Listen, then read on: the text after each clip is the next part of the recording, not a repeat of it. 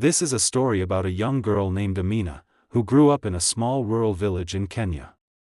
It is a story of courage, determination, and a dream so strong that no obstacle could destroy it. Amina's village was like many others in the countryside, clusters of mud houses with thatched roofs, fields of maize struggling to survive the harsh sun, and dusty footpaths that stretched endlessly across the land. Life there was simple but hard. Every morning began with the same routine, the women balancing heavy pots of water on their heads, men heading to the farms, and children running around barefoot. But Amina was different from the other children. While many were satisfied with the rhythm of village life, Amina carried a dream inside her heart, the dream of completing her education. Every morning, before the sun fully rose, she set out on a journey most people would find unbearable. Her school was 10 kilometers away, and the only way to get there was by foot. 10 kilometers of dusty roads, scorching heat, and the occasional danger of snakes hidden in the grass. Some days she wore her old sandals, their straps frayed and weak. Other days, when they broke, she walked barefoot. Sometimes her stomach growled with hunger because there was no food at home. But she never let that stop her. With her battered exercise book pressed tightly against her chest, she walked with determination. To Amina, every step brought her closer to her dream. Unlike some children who saw school as a burden, Amina loved it deeply. The smell of chalk, the sound of pencils scratching on paper, the voices of classmates reading aloud, all of it filled her with joy. The classroom was more than four walls to her, it was freedom, a place where she could imagine a future far beyond the limits of her village. But at home, her dream was not always welcome. Her father, a tired man shaped by years of farming, believed school was a waste of time for girls. Amina, he often said, education is for boys. A girl must learn to cook, clean, and prepare for marriage. Books will not feed you or your family. Her mother was kinder, but she too was bound by tradition. You must help me more, she would whisper gently. The farm is hard work. Soon you will be married, and then these books will not matter. Every word pierced Amina's heart. She wanted to make her parents proud, but she also wanted more for her life. At night, while the house grew quiet and her siblings slept, she lit a small kerosene lamp. Its flickering flame barely lit the room, and its smoke stung her eyes.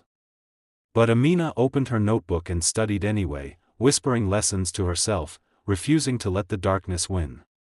One day, her teacher, Mr. Kamau, noticed something others had ignored.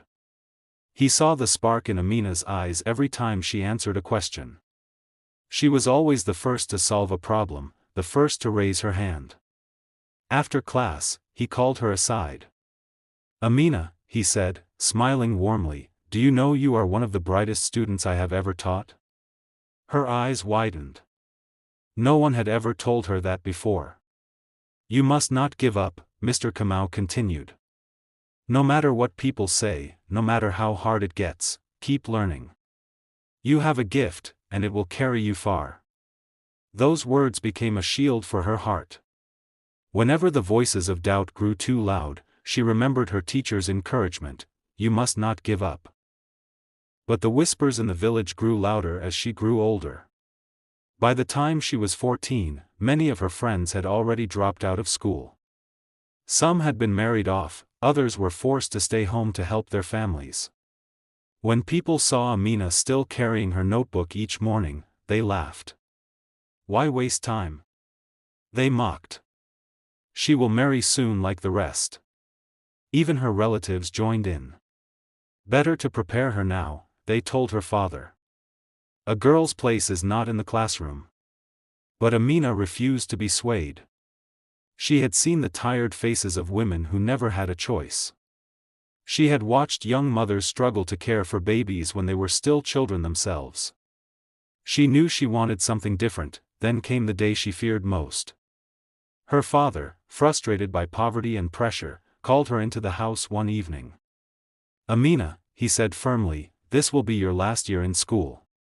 We cannot waste any more money on fees for a girl.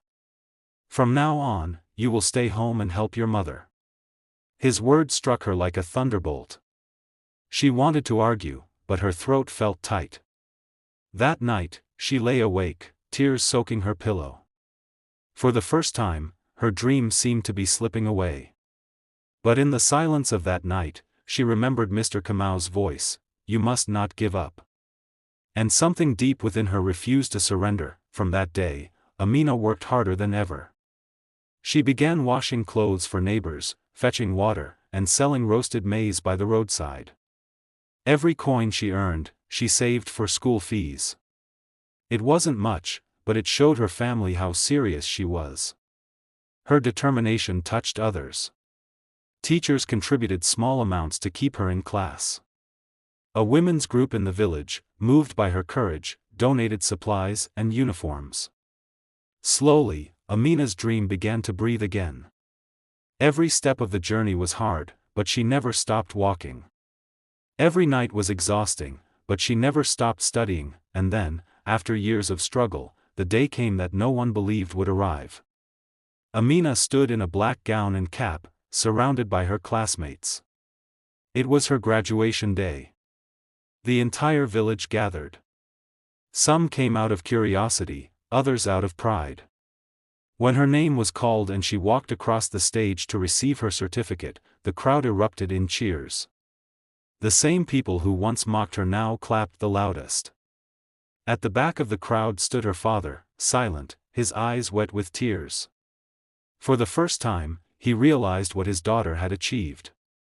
But Amina's story did not end there. She did not abandon her village to seek a new life in the city.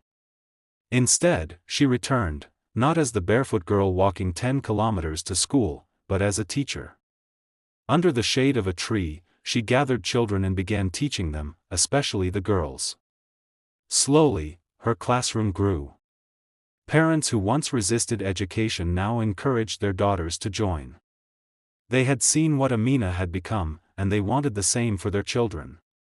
Her students saw her not only as a teacher but as proof that dreams could come true. Word of Amina's story spread far and wide. She was invited to schools and community meetings to share her journey. Everywhere she went, she repeated the same message. Education is the light that breaks chains. It is the road to freedom. Do not let anyone take it away from you. Her determination became a legacy. The girl who once walked barefoot with a single notebook became the woman who gave an entire generation hope. And so, the girl who refused to stop school proved to the world, and to herself, that no obstacle is greater than the human spirit.